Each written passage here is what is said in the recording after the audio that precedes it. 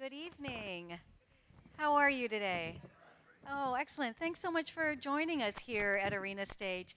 My name is Seema Sueko. I serve as the Deputy Artistic Director here, and these civil dialogues are a great joy for us to be able to share with our community. How many of you have been to Arena Stage before? Oh, this is excellent. Now, how many of you have been to our civil dialogues before? A few of you. You know, since you've come to Arena Stage, you know that one of the things we really strive in all of our work that we do on our stages is to present a multiplicity of perspectives and to ignite informed dialogue. And so we do that with the work on our stages. And last year, Dr. Amitai Etzioni, to my left, approached us about doing dialogue outside of the work that we do on our stages, that we're living in a time of very complicated questions in our country, a very polarized time.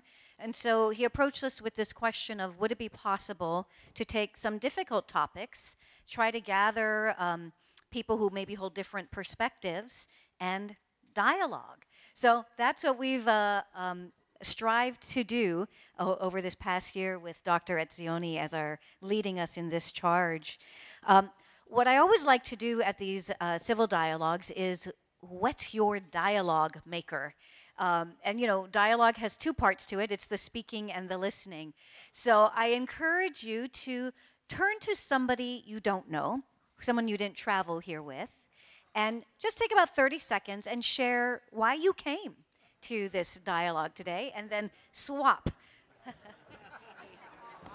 I'm hearing a lot of dialoguing and a lot of listening. That's great. Ah, yay. So just one last thing that I'm going to say to you, which is if you have a cell phone or some other noisemaker, to take a moment to put it on silent for the duration of this event. And with that, I turn it over to Dr. Etzioni. Thank you so very much. Thank you, Seema. Actually, we are now almost completing our second year of collaboration, and it's been really very, very intellectually stimulating. You can find our previous sessions on YouTube and on the archives of the Arena Stage. And we had quite a variety, including the meeting which I most fondly remember, in which we had Trump supporters and Trump critics sitting on the stage and having a civil conversation. I consider this one of our high points. So we guarantee the civility of the dialogues by arranging trapdoors behind the chairs. It's a theater after all. Now, tonight, we are all agreed to move away from the headlines, and our subject tonight is not tariffs or trade wars, but a much larger canvas. And what are the basic relationships between the United States and China? What could they be? What should they be? And I'm not very far from a China expert. Actually, my main interest has been how the United States functions and how it relates to China. And I did a little book on it called Avoiding War with China. And that brings me really to our main starting point. So some historians discovered an iron law of history. And that law says that whenever there is a new rising major power and it confronts an established power, if the established power won't yield, a war will ensue. And that happened also history, they argue, beginning with Athens and Sparta. Then Graham Allison at Harvard did study 16 cases of such confrontation and found that in 25% no war ensued, but only in 75%. So you have here the pessimists say a war between the United States and China is inevitable. The optimists say it's only 75%. So, and indeed, there we hear, and I think you're going to hear some tonight, some very grave concerns about the way China conducts itself. Some of my colleagues hold, that China has a very aggressive foreign policy, that it grabbed all those little islands, it turned them into military bases, put missiles on them, it puts investment and loans into many countries, but then uses those as economic leverage to force them the China foreign policy. They steal our intellectual property. They are conduct surveillance. A whole list of reasons for us to greatly worry about China. On the other hand, some of us feel that China is beleaguered by domestic problems.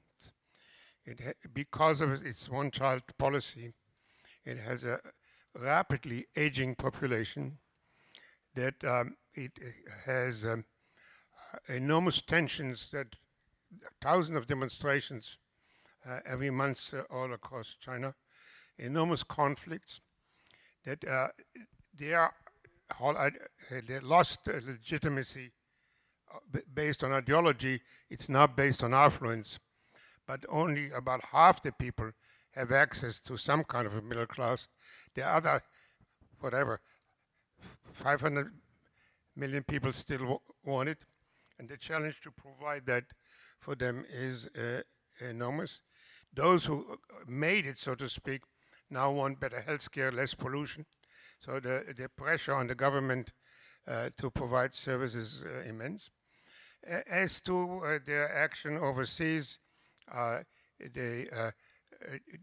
some of my colleagues see China is going into ports from Haifa to Athens to prepare them for military expansions. Others see this in a much less troubling way. Let me just close this first point, and I have one more sentence because I'm very keen to listen.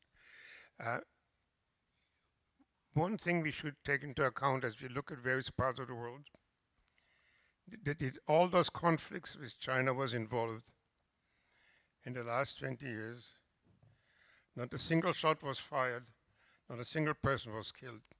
So if you look at other parts of the world, you think that's something to be included in our picture. My absolutely favorite anecdote on this subject, for me sometimes the little stories are very telling.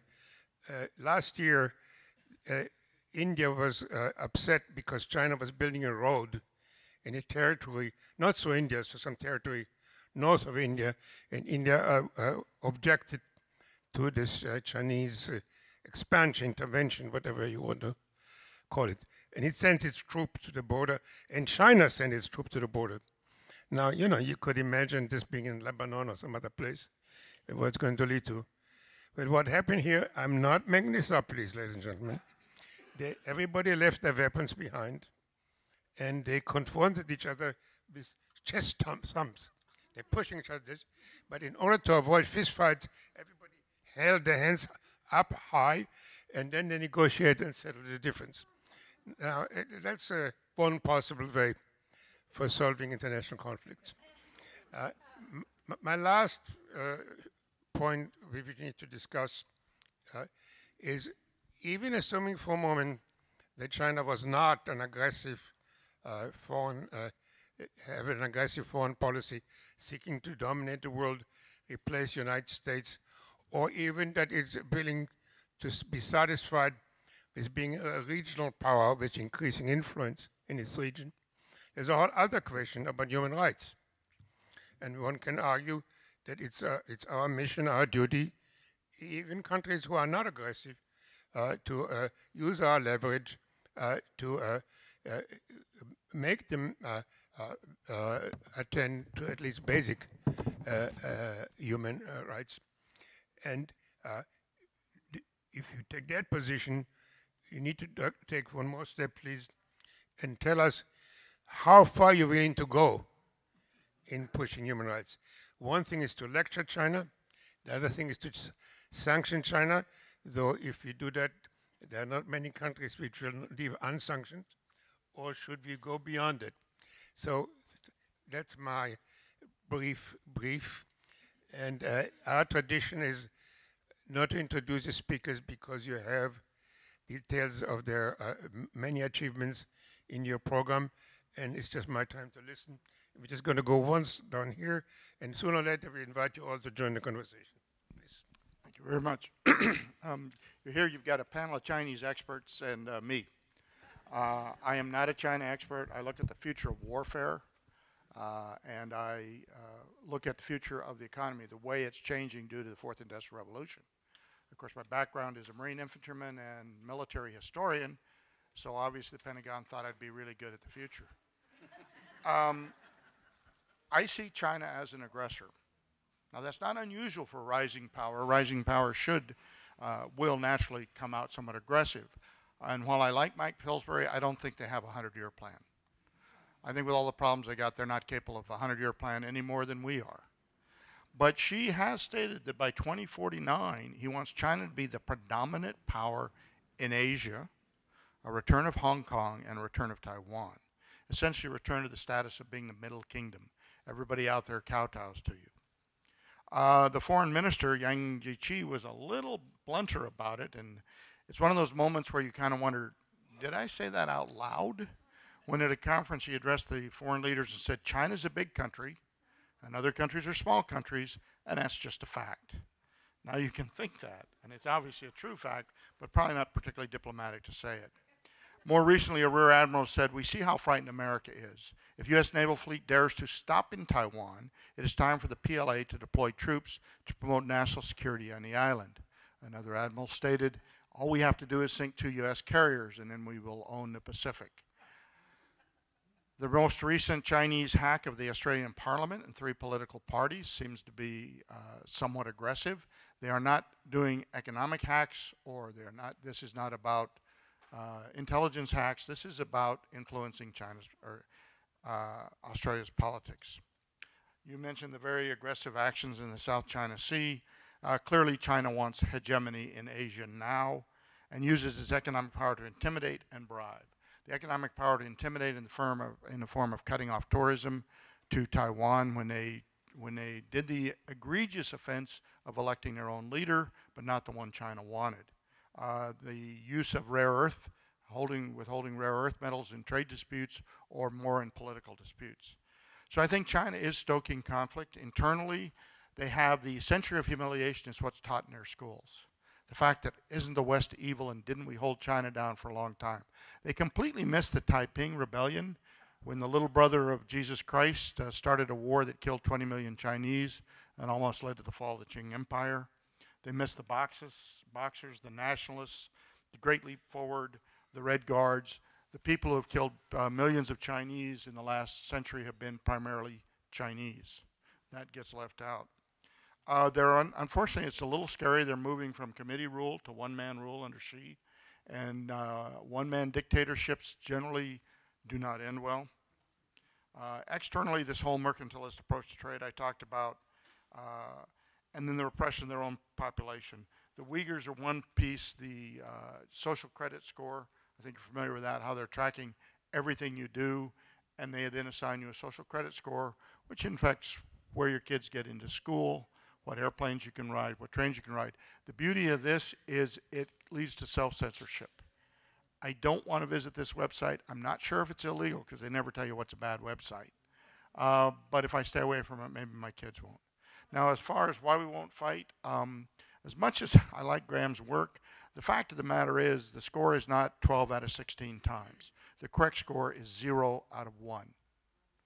When a rising power and a ceded power confronted themselves, the U.S. and the USSR certainly should have fought. By every historical measure, we should have fought. We didn't. Why? Nuclear weapons.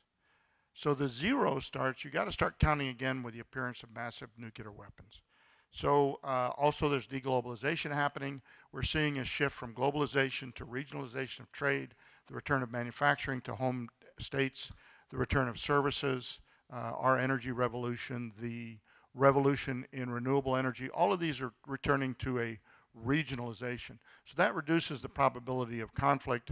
One thing it is reducing is the American population's willingness to get involved overseas.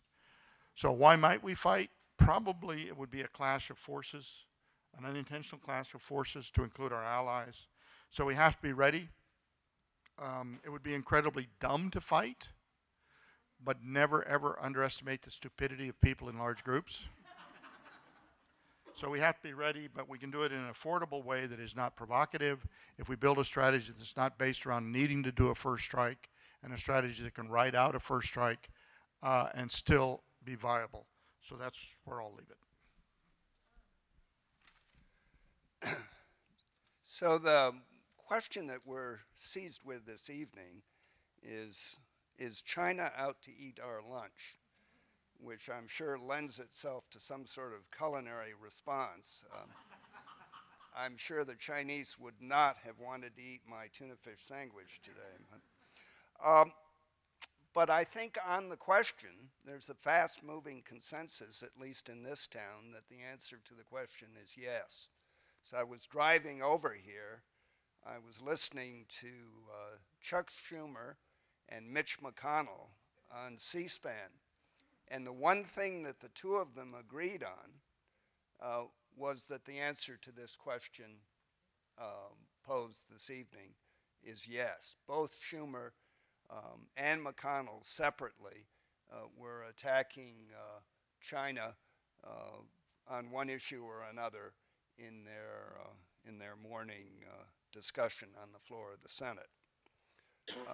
I say it's a bipartisan consensus, and I'm going to quote two statements to you to give you a sense of this. This is from the Director of National Intelligence in a public report.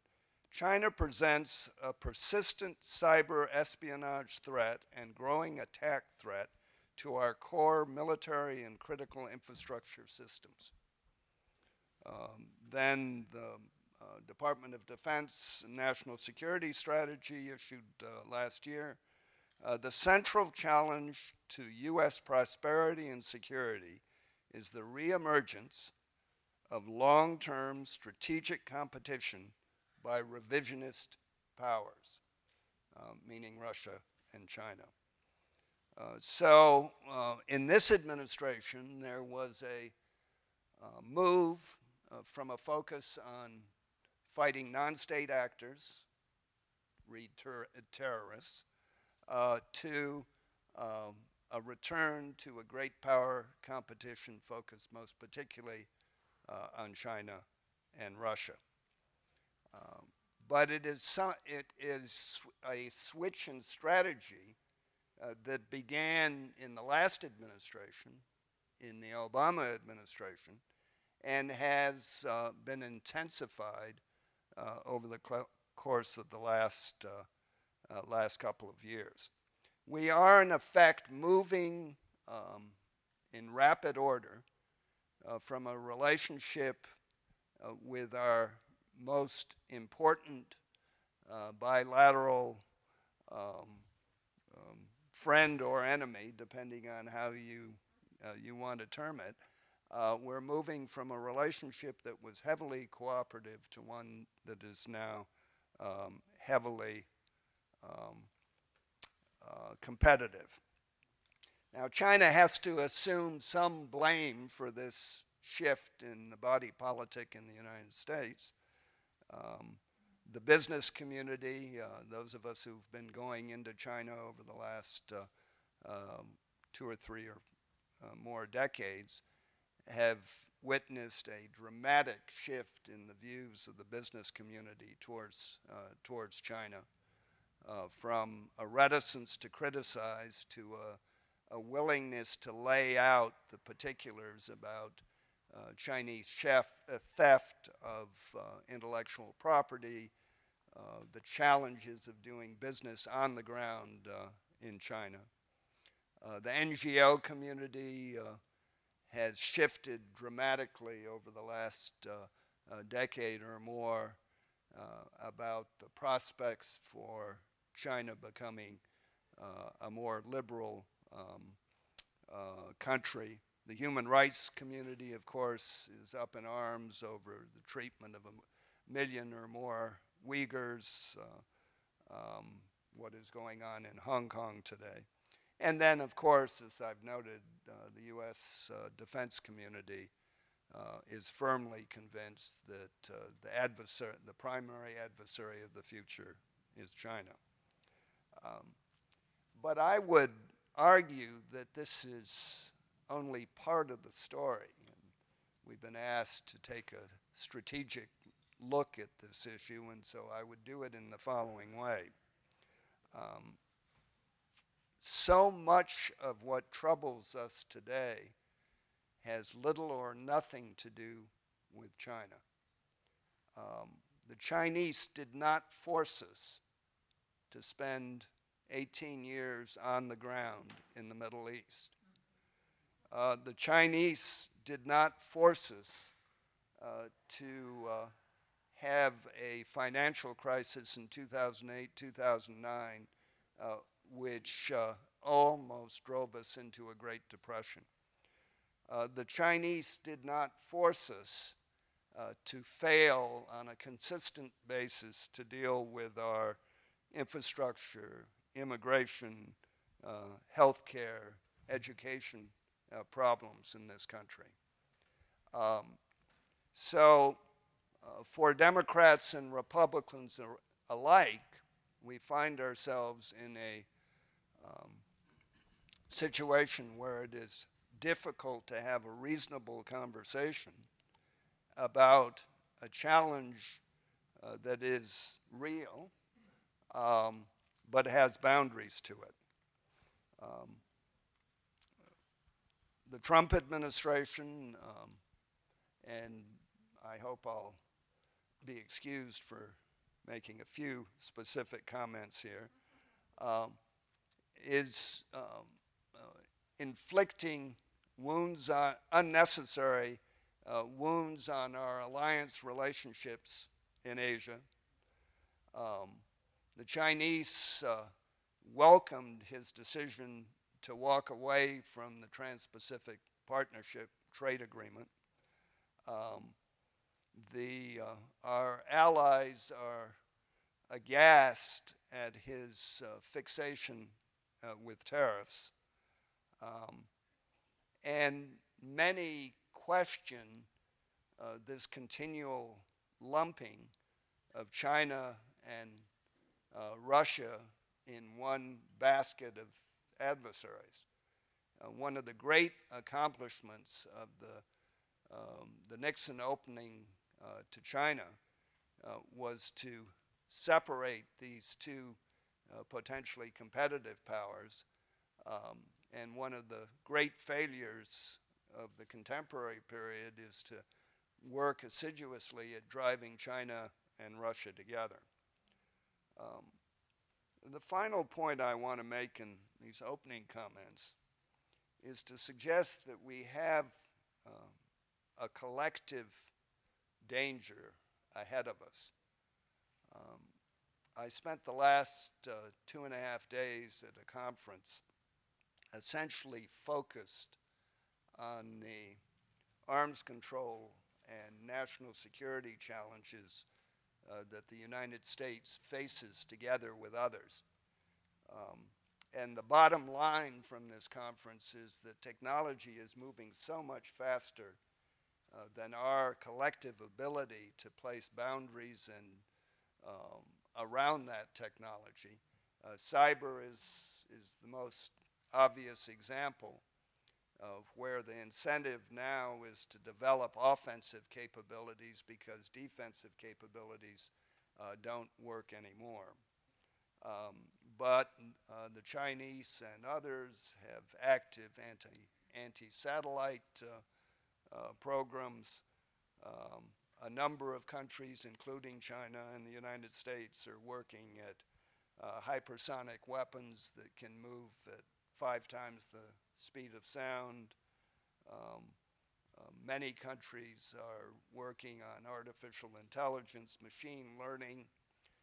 So we can imagine a day where we are handing off to machines the responsibility to alert a president on when he or she needs to respond to an incoming attack.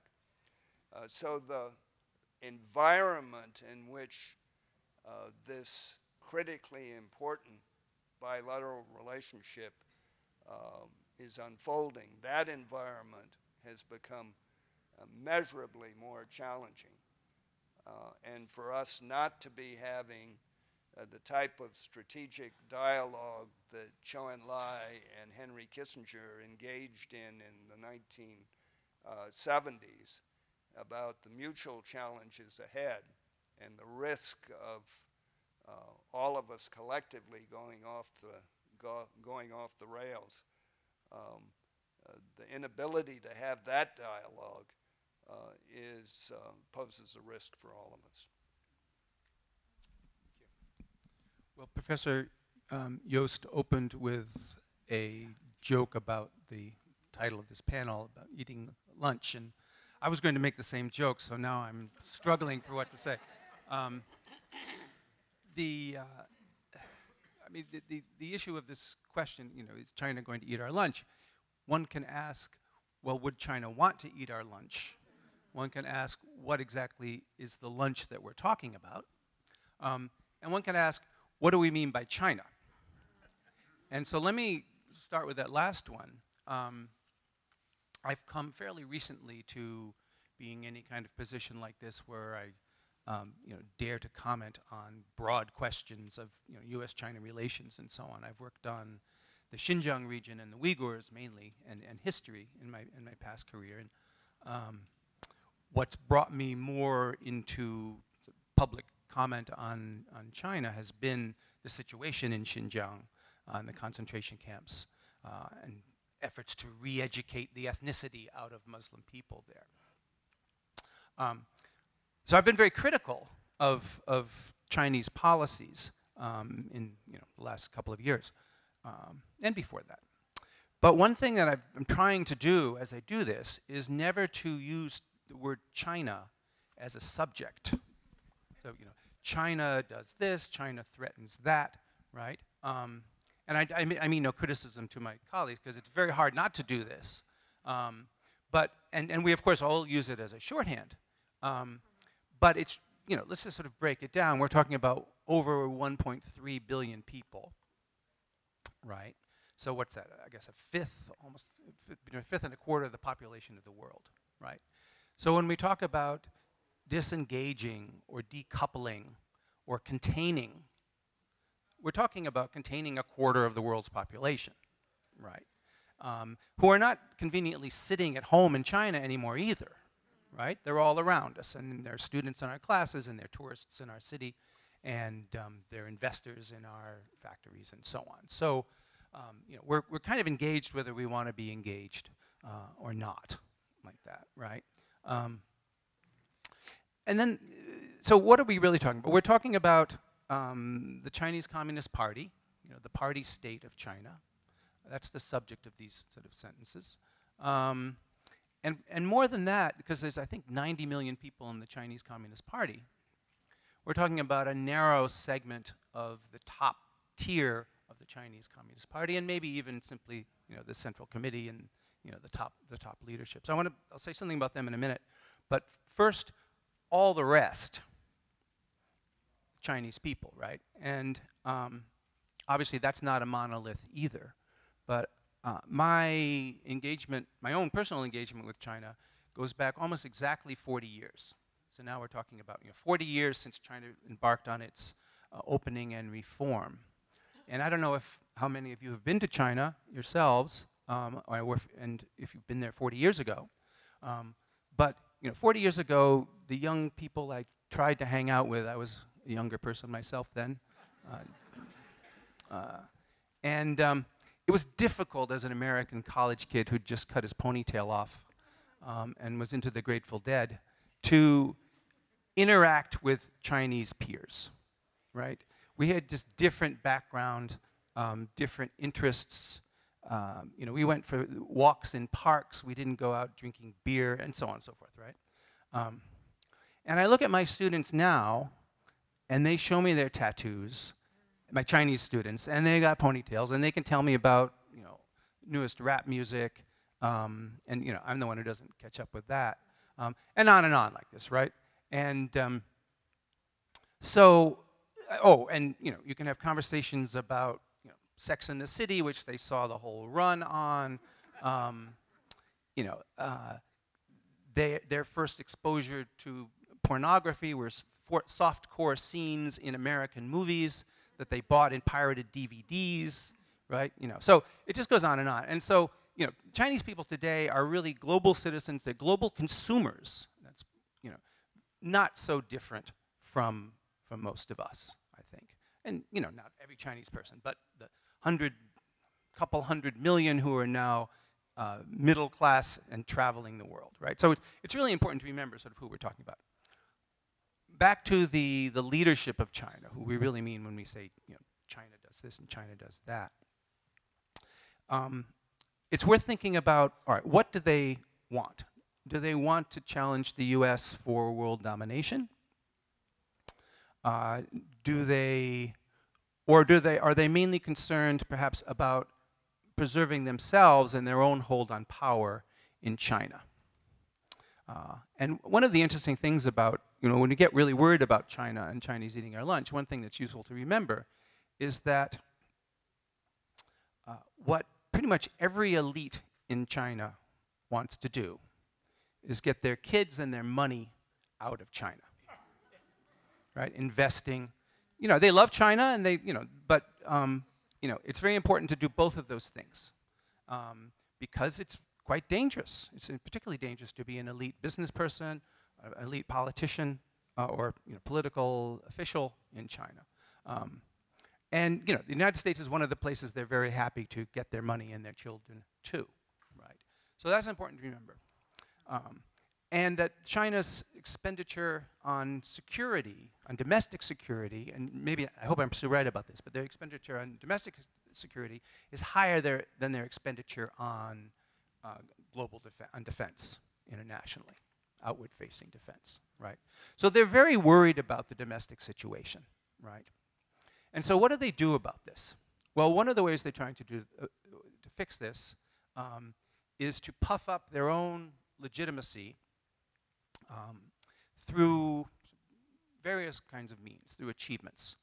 The tremendous economic growth of China over the past 40 years is very, very impressive. That rate, the rate of economic growth is going down. They're worried about economic slowdowns. There's big structural reasons for that as well. So they're concerned about that. They won't simply be able to ride on those economic achievements the same way anymore. They're worried about the demographic time bomb of the aging population. They're worried about inevitable unemployment, which is going to come from automation, which is happening in China just as it's happening everywhere else. And so they've been, and of course there isn't really much communism to the Chinese Communist Party anymore. They've replaced that with a kind of nationalism, right? And the nationalism works. Chinese people are very nationalistic, very patriotic. They're very happy to rise to great indignation if they see the United States, or particularly Japan, doing something they want to get angry about. One thing that's happened with this nationalism in particularly the last few years under the Xi Jinping regime, is that it has become more acerbic, and it's also become more of a narrow ethno-nationalism, not just a kind of national patriotism, but it's and perhaps somehow related to the nativist trend that's really sweeping the world. In this country, with white supremacy, in Modi's India, in many places, we're seeing this kind of really very nasty ethno-racial kind of nationalism. And so the definition of an ideal Chinese person that is being promoted through various kinds of ideological campaigns and in education and in media in China is increasingly becoming an idealized Han person. If you know the majority people of China, known as the Han. You speak Mandarin, that is Northern Chinese. You obey Han customs. And of course, you're unquestioningly loyal to the party. China had a very unique, I just did it, see? China had a very unique idea. Well, we'll say China. They actually had, we don't have time to sort of go into this, maybe in the question, I can do this later, but they actually had their own kind of top-down diversity system, which dealt with the many non-Han Chinese people.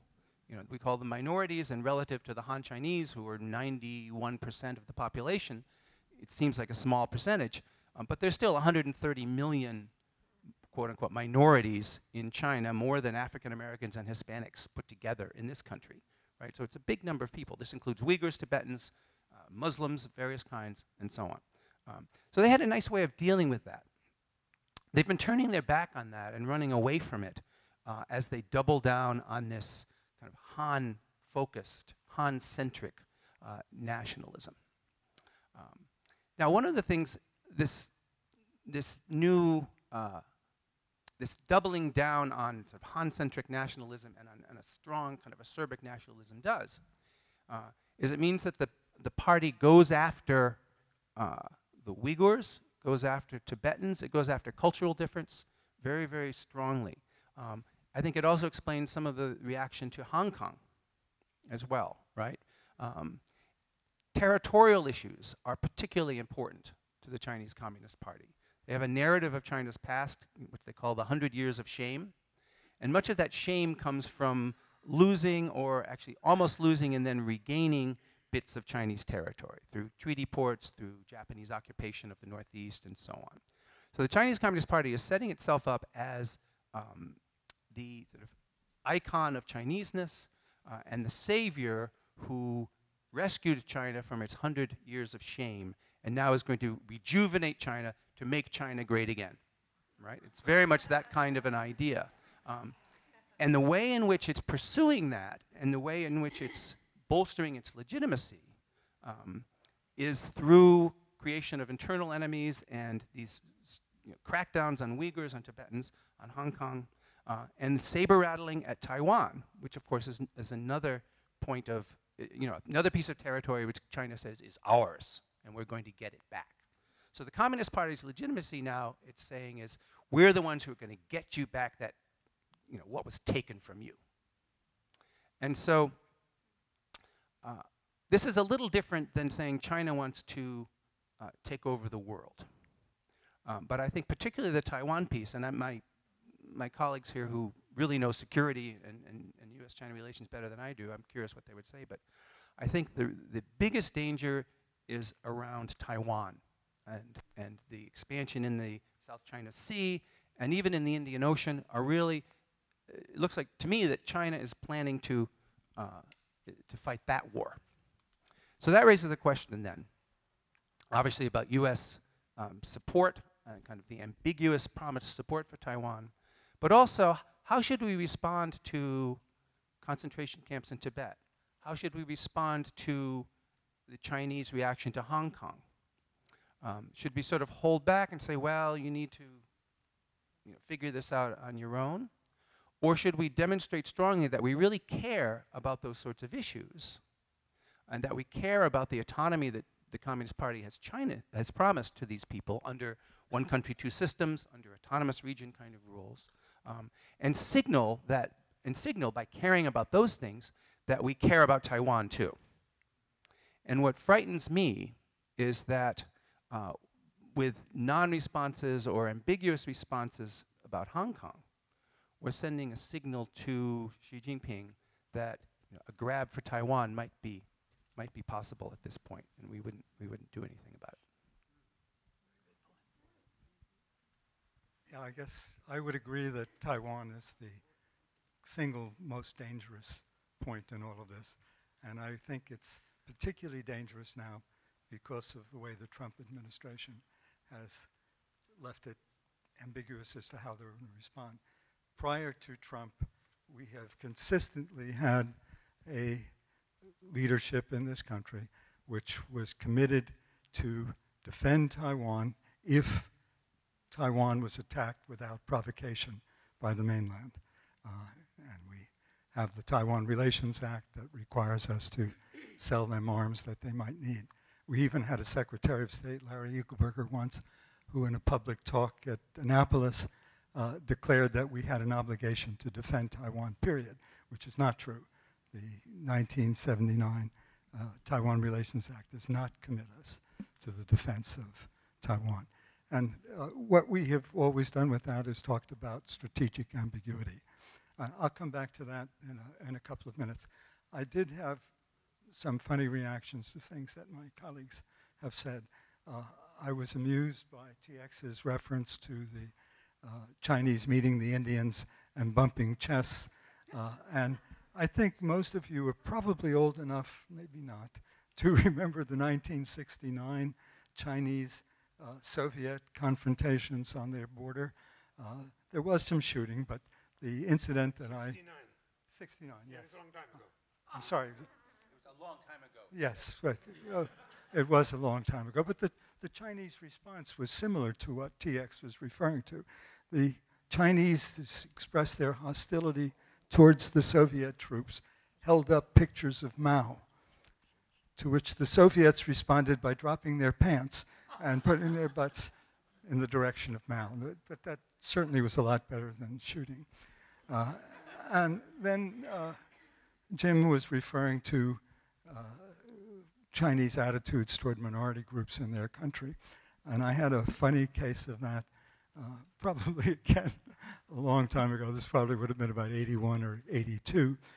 We were down in Guangxi province with, I had a delegation with me, and the Chinese were entertaining us, and they brought in a group of minority dancers, and they put on a dance show for us, and then explained afterward that these minority people had more rhythm. I don't think you want to miss that one.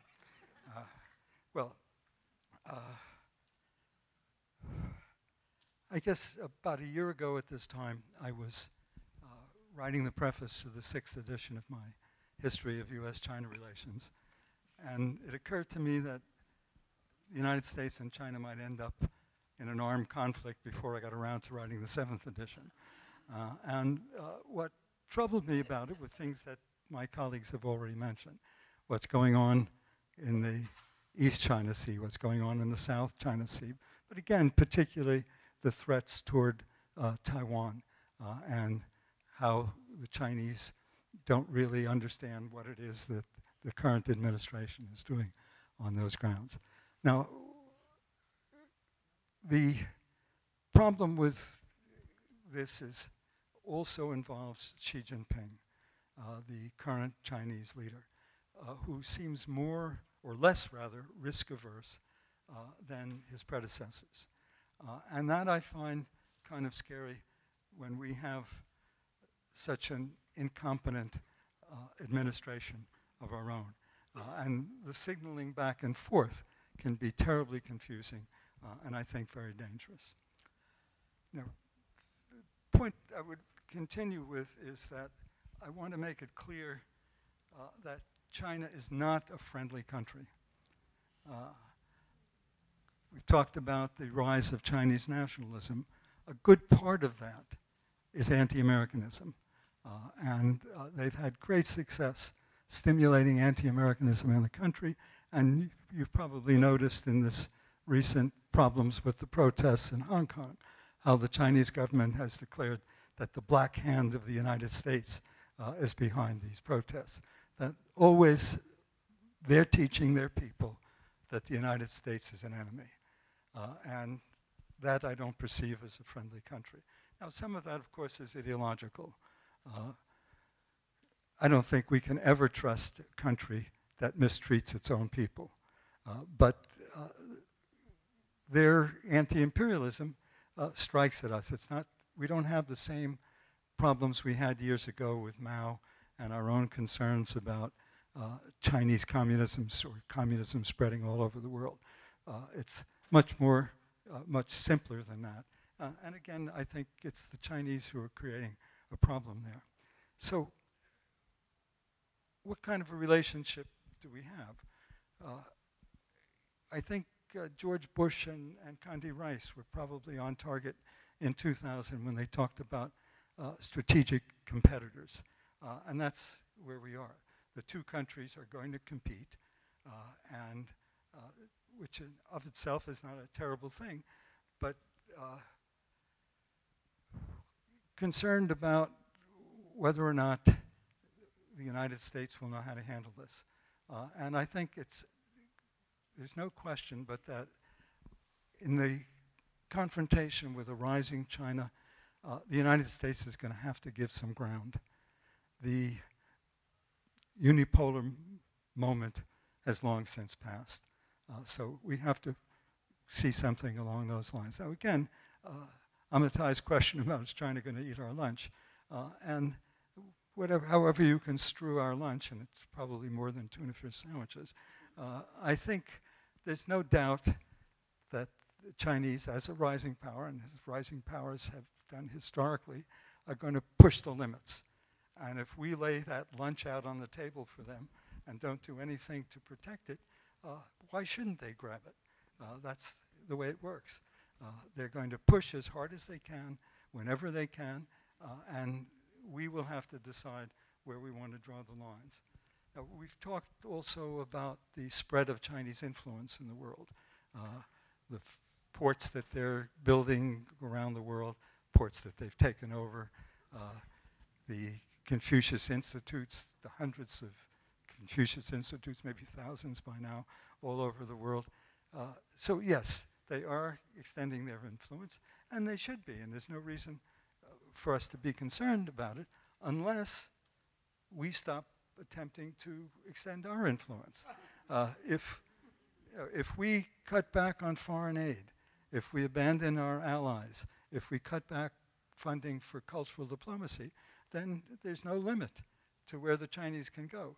But if you ask around the world, if when we're showing our right side, we'll not talk about when that last was, but people would almost always prefer our system and what we have to offer to what the Chinese have to offer. That's not true of all the dictators around the world who like Chinese money that comes without strings, without concern for human rights issues or corruption or things like that.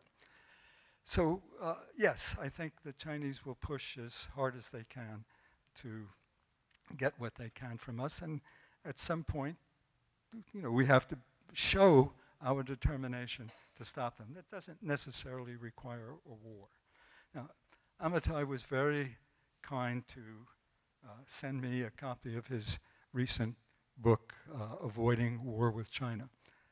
And in it, and I think you all should take a look at it if you're interested in this subject, he makes a considerable number of persuasive arguments for concessions the United States can make toward China with minimal pain for the United States. He points to places where we could have cooperated with the Chinese, for example, on the Asian Infrastructure Investment Bank, which is probably the most constructive thing the Chinese have offered to the world in this century.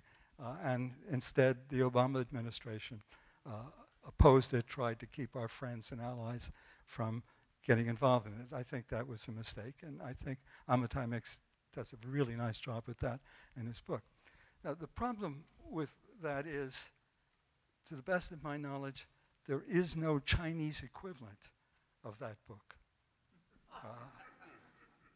Nobody is arguing about what concessions the Chinese might make to avoid war with the United States. Now, I have Chinese friends who could write those books if they were allowed to. A couple of them have openly said that maybe Chinese leaders should consider that some of the hostile responses they're getting from the United States were provoked by things that the Chinese did, and that's worth keeping in mind. But they're not writing those books. There is no dialogue in China about how to avoid war with the United States or whether the United States is being fair with a rising China. And there's not going to be, and I think that's something we have to be concerned about. The concessions can't all come from our side. and the willingness to make concessions has to be granted by the other side as well. Now, having said that, and being probably even more hawkish than TX on that, I would say, obviously we have to continue to engage with the Chinese politically and economically. There's no going back from that. We have to be able to talk to them about the issues that divide us, about the issues where we might have shared interests, where we might be able to work together. Economically, the idea of decoupling is absurd. Our countries are so closely tied, and it would be a terrible mistake, a disaster for the world economy, and not so good for our own. I don't know if any of you read the Washington Post here, but last week there was a funny column by Adam Schiff and somebody else talking about the extent to which the elements that go into our generic drugs in this country come from China, an enormous percentage of those. And I was particularly struck when he referred to pills for high blood pressure and for cholesterol, both of which I have in my pocket at this time. And that seems to be just one of the smaller examples of what a disaster it would be to try to break that off. So, where do we go from here? What can I add to what my colleagues have already said? I think the key problem, and friends in the State Department and the National Security Council and ODNI have been telling me for 20-odd years that how hamstrung they are by our dysfunctional government. And I think we would all concede it's worse now than it's been for that any of us have ever experienced. And we've got to get that straightened out. Again, it comes back to a point that's already made, that the real problems are not in China, but in the United States, that we are screwing ourselves, if I may put it bluntly. I think we have to revitalize the State Department. That would be where I would start as a diplomatic historian. We have to get back to work with our allies, many of whom have lost faith in our ability to assist them and to do what's needed, and justly so. We have to get back to giving aid to developing countries. We have to get back to working hard on our soft power and cultural diplomacy. These are things we have to do. Most of us here lived through the Cold War. We don't need another one of those. And we certainly don't need a hot war. Professor Warren, can we? My last sentence. We don't need a hot war because I've outgrown my Navy uniform and I'm not ready for anything like that. Well, first of all, thank you all for a very excellent startup and stimulating discussion.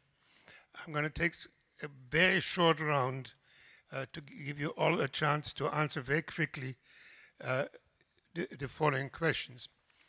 I don't think we heard yet the dovish position, so I think I'd like to give it voice. A lot of was mentioned about how much China is threatening Taiwan. Nothing happened to Taiwan. China has been talking for decades and decades and decades how terribly important it is to them that this is part of their country and they will not allow and they will say, no shot was fired, Taiwan is going its own way, develop a democratic government, trading with China. Reference was made to what China is doing in Hong Kong. Nothing. They put troops exercising on the border to make a threat. We talk often about the Pentagon like to point to those islands that have been militarized. But if you talk to our generals privately, they say these are sitting ducks. These are like maroon aircraft carriers. We have one missile aimed at each one of those islands, and ever shooting was they disappear in 5 minutes. We push very hard on India to arm itself against an attack from China. Why on earth would China want to attack India? What would it do if it won? Can you imagine China having to run India? We keep pushing Japan to change the constitution to arm itself. Why would China want to attack Japan? Now, it's true that they feel that we are ringing around them with military bases. We armed Vietnam. We put pressure on all the countries on their border to arm themselves. They would like to have secure borders. They would like to increase their influence on Cambodia and Laos, on country around them. But beyond that, there's very little hard evidence. Yes, there's some very excellent quotes. My friend Hamas quoted, "Believe me, if you're Chinese, you can find plenty of American quotes to parallel those." So if you go to the RAND Corporation, and that's more than quotes, these are strategic position papers, talk about 4 different ways of attacking China: a long nuclear war, a short nuclear war, an intermediary nuclear war. My book starts with a position paper financed by the Pentagon, which says that the war with China should start with an attack on the mainland, not like some more moderate people suggest a blockade. Imagine how that reads to the Chinese. So my last, given all the domestic pressures they have, in effect, if you talk to them privately, they scoff at the fact that some other countries like the United States are willing to spend billions in blood on organizing the world. They want to see that they attend to the most urgent needs of their own people. As to the Silk Road, we keep threatening to block their sea lanes. So they're trying to find other roads, land-based roads, to secure the raw material and energy without which they cannot survive. So my one question to each one of you is to be, can you quickly answer the Dove position? Second and last, you talked about human rights, but I didn't hear any of you speaking clearly how far you're willing to go in terms of pushing human rights. Are you willing to lecture China? Are you willing to sanction China? Are you willing to shoot China until they become American-style liberal democracy? So in order to leave time for the audience to participate, let's have a quick short round, please. Your first point, they haven't done anything to Taiwan because they couldn't. They literally could not get across the 100 miles of water. What they've done since 1996 is build a Navy that can do that. They're building at a cycle on amphibious ships, on short-range ballistic missiles, on medium-range ballistic missiles, and on attack aircraft. That means that within a few years, they can do this if they choose to. And they have completely reorganized their command, and one of their command's sole function is to prepare to invade Taiwan. That is not a defensive maneuver. I agree there's no reason to attack India. The incident on the border was brilliant on the Chinese part. They built a road which put them in position. The Indian response was not bumping chests. That was the platoon level response. The national level response is India has invested tens of millions of dollars in building airfields, logistics chains, and is building an armored corps, a mountain corps to fight there. The beauty for China is that takes the money away from the Indian Navy, which is the real threat to China. The One Road, the BRI, is not an attempt to replace a logistics chain.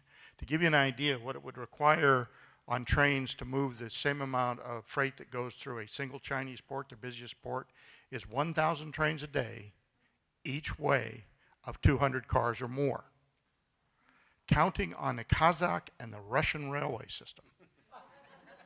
This is not a viable option. Again, China, and when I say China, I mean the leadership, because I grew up in not a particularly large family. There were 7 of us. There was one opinion. It wasn't like there's the Hamas family, we get together and have a vote on what we're going to do. Dad said we're going to do, and that's what we did. So when you're talking about the Hamas family on certain decisions, you're talking about the decision Dad made. And I think we have to say that for most security issues in China. As far as the minor response in the river war, it was a corps level fight. They exchanged thousands of rounds of artillery, perhaps tens of thousands. Hundreds of people were killed, and Mao backed it down by dropping a test bomb on his nuclear range. So maybe the actual correct count on Graham is 0 and 2 because they didn't fight. When was that The 69 River War. He dropped a nuclear bomb. So maybe the correct response, China and Russia should have fought then. China and the Soviet Union. They didn't, nuclear weapons. So correct response is 0 and 2.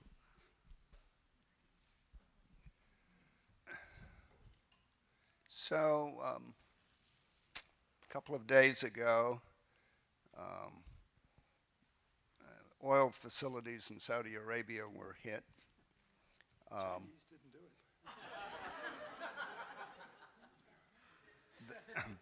it. The Chinese didn't do it, right? The technology that was used was not sophisticated. It was off the shelf. And yet, a major part of Saudi production was at least down for a bit. The Houthis in Yemen said that this was only the beginning of the threat to that oil production. So why do I begin my answer to your question with that example? First of all, much of that production goes to Asia. Over 60% of the energy going through the Strait of Hormuz now goes to Asia, much of it to China.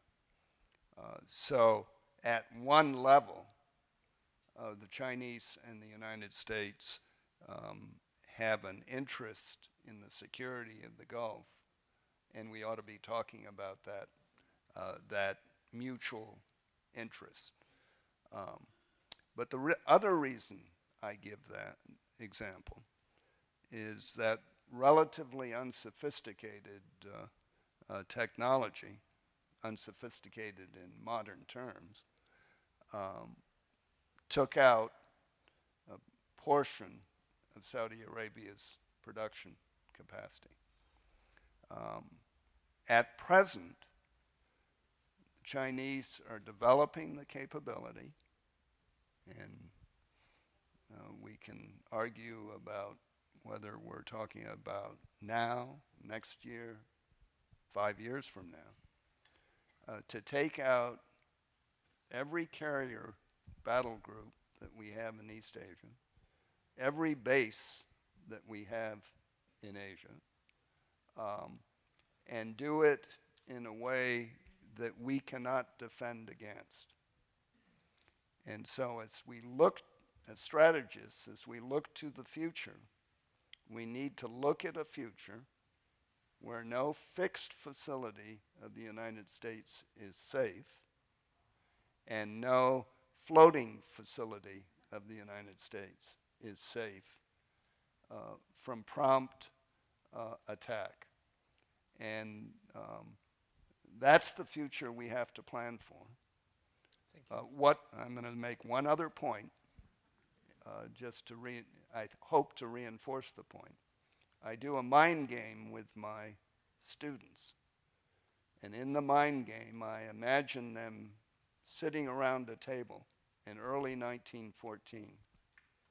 And I asked them, if you were sitting around a table in early 1914, would you imagine a world war that would destroy regimes and lead to the establishment of the Soviet Union and a future that was more dangerous than anything imaginable before that? And so that sort of mind game with the technology that we're now developing, we broadly, I think would be my response to your good question. Two of you, please briefly. So I'll just talk about the second question, was what do we do about human rights? And so this is why I distinguish between the Chinese people more broadly and the leadership of the Chinese Communist Party. It used to be when we were worried, we would say, well, should we trade with China or should we sanction China over human rights? Right? Those days of sort of Carter era concerns and approaches, they're gone, right? right now, we're in effect sanctioning China through the tariffs for other reasons completely unrelated to human rights, and the administration seldom talks about human rights, and certainly not linked it to the tariffs. But we have tools which can be much sharper, more precise tools to focus in on the leadership themselves. And this is why I mentioned their money and their kids. Obviously, I'm not targeting their kids, but maybe their kids' admissions to Harvard or something like that. Unless they're legacies, and then of course we'll let them all in. But or if they row, right? So right. But Xi Jinping's daughter is a Harvard legacy, so we're going to have lots of Xis up there. Anyway, no, but seriously, but offshore accounts, right? So this is the way that we went after ISIS. This is the way we go after gangs. And the 1989 student leader Wu Kaishi, I had a beer with him in Taiwan over the summer, and he was saying the Communist Party, they're a mafia. You have to treat them like a mafia. Go after their money. And actually, that's a fairly smart thing to do. And we have a law that allows us to do it called the Global Magnitsky Law, which allows us to single out individual officials who are responsible for implementing horrendous policies. And some of this is symbolic, right? It's well taken. Yes. Point well taken. Okay, so point's done. That's my point. We should do it. Quickly, if you want the arguments for avoiding war and the concessions the United States should make, read Amitai's book. On the other hand, if you want a different case, TX mentioned Mike Pillsbury's book, which is called The 100-Year Marathon, I think, in which he shows how the Chinese have been planning for a long time, in 100 years, to take over the world. I agree with TX, that's nonsense. But on the other hand, Mike, however devious he often may be, and however much many of us are uncomfortable supporting him, reads Chinese marvelously. He's been very close for 20, 30, 40 years to the Chinese military. He's read everything they put out, and he knows, and I think can demonstrate to your satisfaction, even maybe to Amitai's satisfaction, that the Chinese military is determined to drive the United States out of Asia, and ultimately, perhaps in 100 years, maybe 200 years, to take over the world. Right now, they settled just for the Western Pacific, but that's going to grow, and the mission creep will just continue.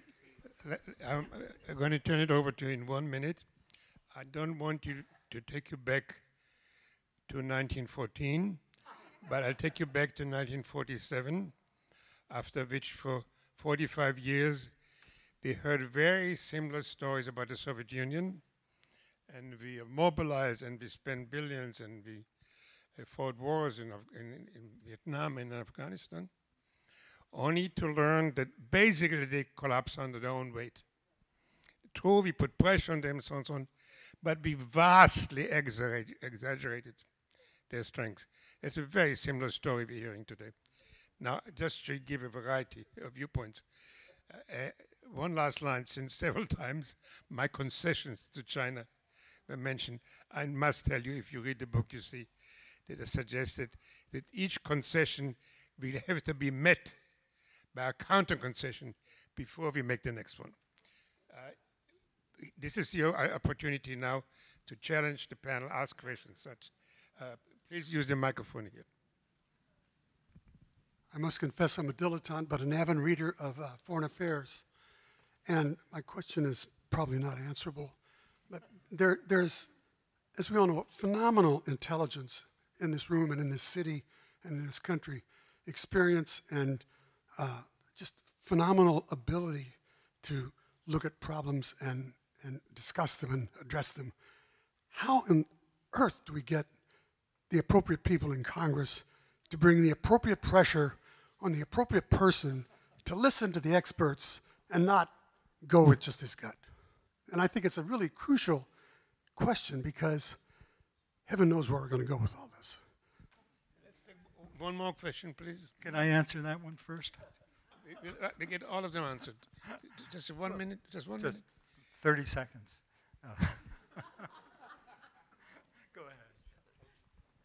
was surprised that none of the panelists addressed your question on whether or not they're willing to make any concession for human rights for this 1/4 of the world's population. Does the United States only care about human rights when it's dealing with a small country, and yet when it's dealing with a big power, have we given up on human rights in China?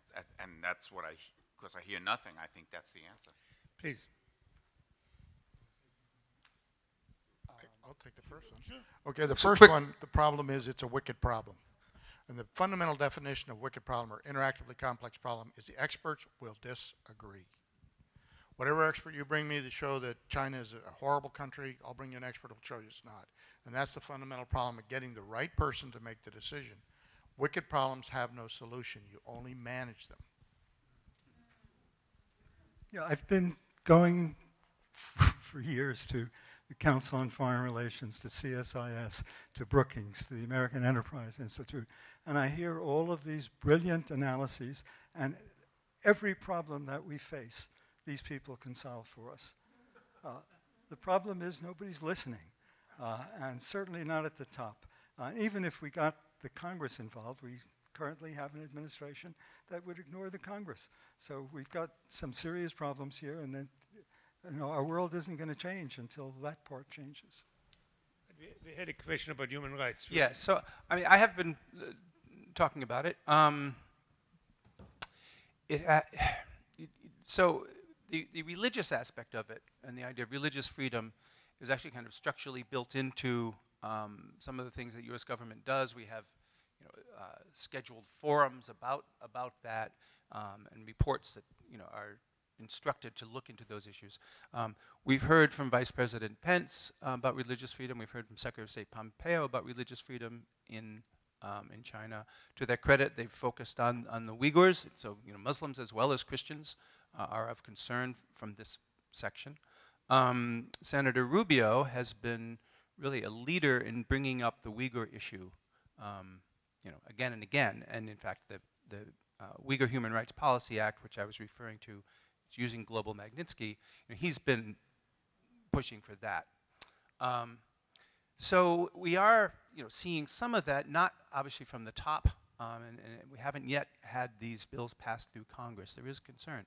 I think the issue is, though, from at least those most prominent people speaking about religious rights in China, they are coming, from my point of view, from a very hawkish place that is also willing to dismiss China wholesale, right? To kind of throw the whole baby out with the bathwater as well, and seeing this as not issues that can be dealt with in a targeted way of persuasion that comes with respect for aspects of China's tradition, while at the same time saying, hey, you guys are better than this, you are a diverse society, treat them properly. So that's where I would hope that a new administration would, both give respect while at the same time trying to explain how China's own tradition can manage. You can have Muslims and Christians, and you can have diversity in China. It's not going to challenge the Chinese culture. Let me just add one thing. When we talk about human rights, it's basically a profound moral issue. The problem is that we are obviously, manifestly, completely hypocritical. And so we like to lecture China and Russia, but there are more people are beheaded in Saudi Arabia every year than beheaded by ISIS in all those years. When we now deal with North Korea, human rights are not even mentioned. So in order to have a moral position, you have to have some elementary consistency. And we obviously have not been doing that. It's not only last year or this administration. We've been playing with the generals in Latin America and so on, so on, so on. So I think we should promote human rights, but we should start by being clear that we not play favors with those with whom we have some kind of interest. Can I add one thing? Thank you. Amitai, can I very quickly add to that? Quickly, yeah. So I was thinking about this problem in an op-ed I wrote over the summer, and one of the problems for the U.S. now, because of this hypocrisy, is to go forward, after 2020 even, and say, okay, well, we're back to promoting the American way of life again. Just forget about the last, right? That's not going to work. And so, how do you make this values? How can you restore American values as part of our as part of our foreign policy, without just looking very hypocritical? And I think you have to take it up to another level. I use the word human values. That might not be the best term, but try and deparochialize democracy. It's not just something that we have. Try to explain how this is, it's a global creation. Our best values, our best practices, our rights are a global product. And at the same time, so moving things to this other kind of supranational level allows us to talk about climate change, which is something we haven't mentioned yet here. But this is an overwhelming issue. China may retake Taiwan, but if it's being destroyed by typhoons, they may wish they hadn't, right? So, I mean, this is the bigger issue around which we can all potentially gather. So, we could use climate change as an issue to work together with China and use human values as a rallying cry with our European allies, which will give us some cover for our own failings on the southern border and elsewhere. The problem is we're hypocritical. We can't be talking about climate change and driving SUVs. We can't be talking about concentration camps starting our own. We can't be talking about religious freedom when we try to impose Christian values on our society. So, I mean, the national security affair, I don't see we can make that work. And I don't think it can be central to our foreign policy. I can't resist it. One more sentence. One sentence. The Universal Declaration of Human Rights covers political, legal rights and socio-economic rights. We choose one half of it. The other half we leave to the others. Again, if you want to go supra, read the whole goddamn thing. Hello. Thank you very much for these dialogues. Can you lower the microphone so it reaches you? I like what you have to say. Yes. Thank you very much. First of all, I should start off by saying my choice is to live in a democracy rather than a communist country. Definitely. I feel that I have a bit more chance to be myself and get what I want in life that way. But since I've come from an ex-colonial countries, I know that Europeans and America have a negative view of the other. They really see them as inferior. So I think you look at China, to a certain extent, you don't realize that they have the same pride that you have. And they feel they have a history. They remember when you came in and used guns to impose your wants on them. You gave them the opium. And it is natural for human nature not to want to be the subservient country, especially when you know that might is right. Okay? That doesn't mean to say that they want to bomb you. They just want to know that they can hold their own. I think that that is it. I may be wrong. It's just my point of view. But I do feel that China has treated certain countries better than the colonialists treated other countries where they totally dominated them. They're going into Africa, yes, because they want something, but they are doing things to help Africa along. Also, I feel that America has to look at China as the person said, frenemies, because of course their best bet to bring up what is happening in this country now is a good trade. They threw away the other agreement that Obama had made, but they do need to get in on China. And I'm not saying that China hasn't done. We need to have a chance for. Oh, I'm some of them. sorry. No, but thank you very much. They're very helpful and interesting observations. I realize the panel is designed to look ahead maybe 100 years, as we argued that the Chinese may or may not be doing. My question is, if tariffs, and this is more near term, if tariffs are not doing the work, or not likely to do the work, does anyone on the panel have a suggestion on how we should influence or get the Chinese to loosen up on intellectual property, on American firms, and so forth? Good question. Including trade. Good question.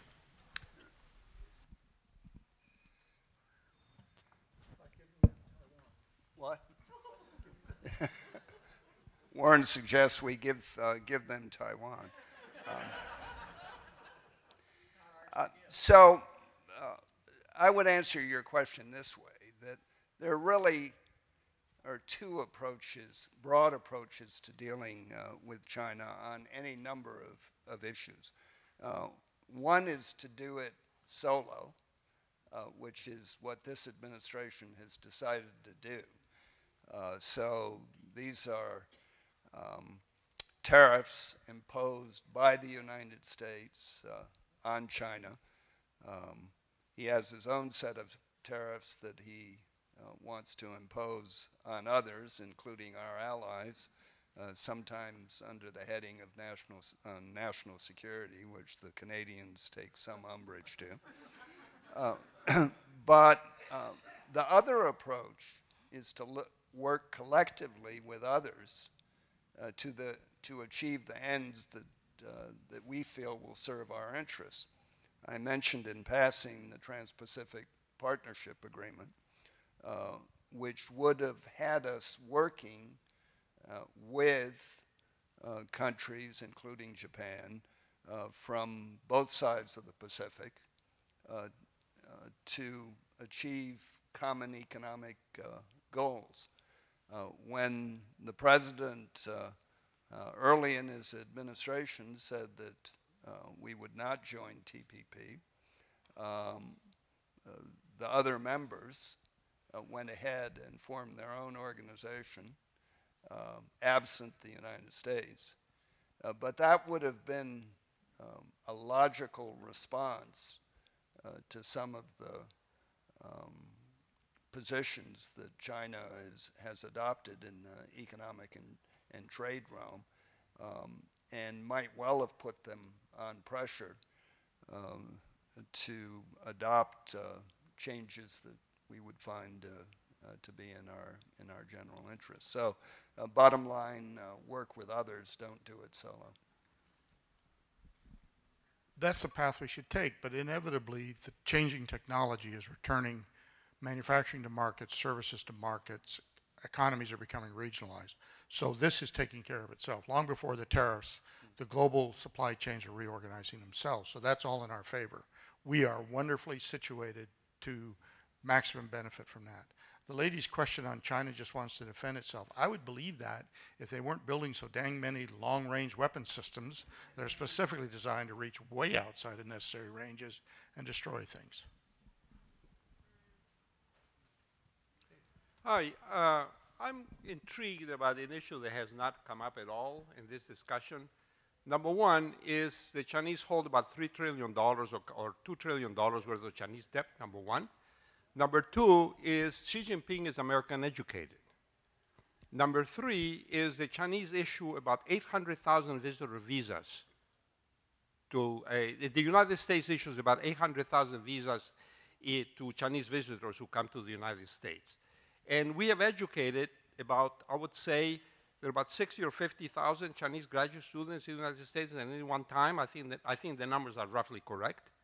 And so to what degree, and this has been going on now for ever since when Xi Jinping asked, when actually Deng Xiaoping asked one of our American scholars that we should be issuing visas to that we should be a Chinese student. And Deng Xiaoping said, "How many do you want?" So the question here is, to what degree the Chinese know our game better than we know theirs? Because there's so much American, so many American ideas actually have spread in China.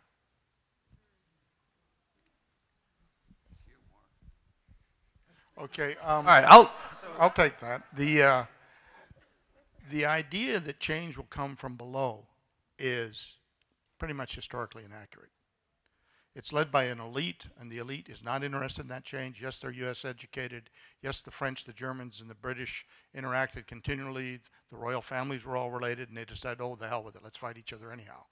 So that's one of the problems with history, is that, again, stupidity in large groups. So I think the Chinese are doing what they're doing, and it's actually a pretty good approach. But I don't see any long-term change in China as long as the Communist Party's on top. They're desperately afraid of giving up because one of the problems is there's no one to replace them. And when the empire collapses, when the mandate of heaven passes, they have civil wars, and they have big civil wars. The Taiping Rebellion killed 20 million people with bladed weapons. That takes some effort. A couple of years ago, an unnamed agency in our government invited me and my wife in for a session to discuss what would happen if the Chinese Communist Party collapsed. And it didn't take very long. I think everybody's paper decided it would be an absolute disaster. Let me talk about the educational side, or the university side, a little bit. I'm not quite sure exactly what the thrust of the gentleman's question was, whether he approved or disapproved of us training so many Chinese graduate students. It used to be that Chinese graduate students stayed in the US, or did their damned well best to do so. And many of them still want to do that. It's actually harder now because of restrictions on whatever kind of H-1 visas and green cards and the whole thing. But I think everyone needs to, when it comes to fears about Chinese scholars and Chinese students, we all need to kind of take a deep breath and step back and think about who we're talking about, how many of them are actually in these really secure, military-related kind of tech fields, how many of them are studying history, and so on. And also, don't expect them to go back being super America fans, necessarily. But the recognition and the knowledge and just interactions and connections and having a bunch of American Facebook friends along with your other Facebook friends, all of that is part of it, right? These are global networks, and young people are completely enmeshed in global, networks now, right? So, and then finally, I think, no one would say, well, let's stop selling GM cars to China, right? We tend to worry a lot about our education, but this is an American product. We right? need to close. Yes, so it's a very effective and successful American industry, and it's odd that people want to shut it down. Well, before I ask you all to thank the panel for a very rich and nuanced discussion, I'd like to invite you all to our next dialogue, which is going to be on nationalism and the question it raises, as you see all over the world. Nationalism and populism are rising and threatening democracy. Democracy, that's going to be on our next subject. I very much hope to see you here. Now, would you kindly help me and thank the panel for taking the evening and joining us.